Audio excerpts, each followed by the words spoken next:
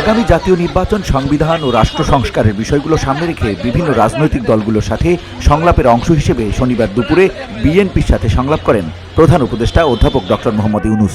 আর সেই লক্ষ্যে দুপুর 2:30টায় মির্জা ফখরুল ইসলাম আলমগীরের নেতৃত্বে বিএনপির 6 সদস্যের একটি প্রতিনিধি দল প্রধান উপদেষ্টার সরকারি বাসভবন রাষ্ট্রীয় অতিথি ভবন যমুনায় যান।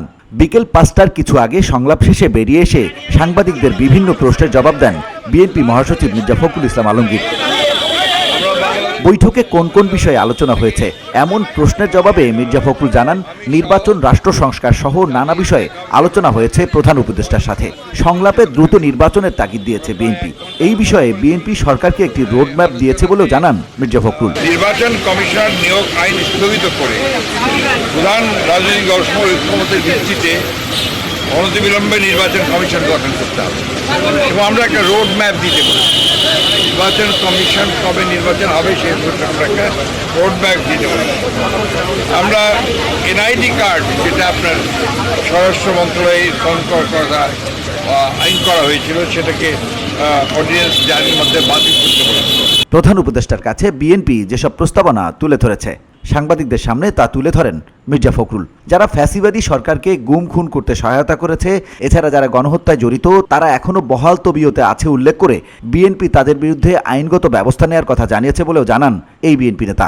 আমরা বলেছি যে ফ্যাসিস্ট সরকারের সময় প্রতারণা, সাজানো ভুয়া ভোটের মাধ্যমে করতে সকল ইউনিয়ন পরিষদ বাতিল করতে বলেছে। ফ্যাসিস্ট সরকারের আমলে যারা তাদের দোষর হয়ে কাজ করেছে, তাদেরকে সহায়তা করেছে, এই লুটপাট, অনাচার, অত্যাচার, মানুষের উপরে নির্যাতন, গুম খুনের ব্যাপারে, গণহত্যার ব্যাপারে, তাদের অনেকেই, বেশিরভাগই এখনো পর্যন্ত বহাল তবিয়তে তার স্ব জায়গায় বহাল আছে।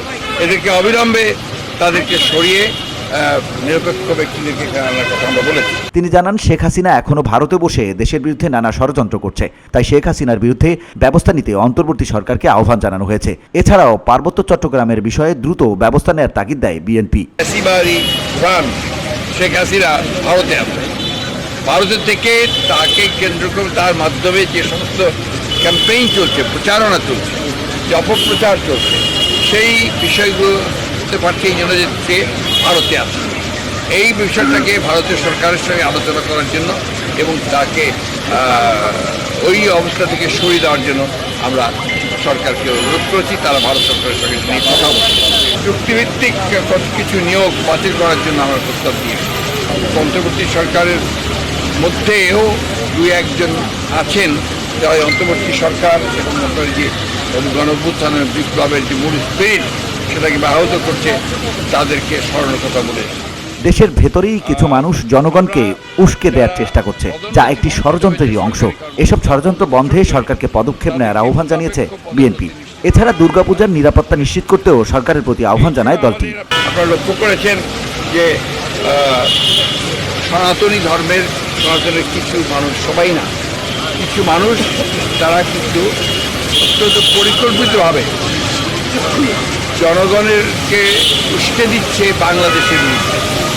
তারা অপপ্রচার চালাচ্ছে, কাজে হিন্দু কমিউনিটির উপরে এখানে অত্যাচার হচ্ছে, নির্যাতন হচ্ছে, এই ধরনের কথাবার্তা তারা বলতে যাচ্ছে, যেটা সর্বৈব এটা মিথ্যা। আমরা সবাই জানে, এটা আপনারা দেখছেন করছে। এটা হচ্ছে একটা সুদূর পরিকল্পনা তাদের। VOD Bangla news desk. আপনার মাইনরিটিকে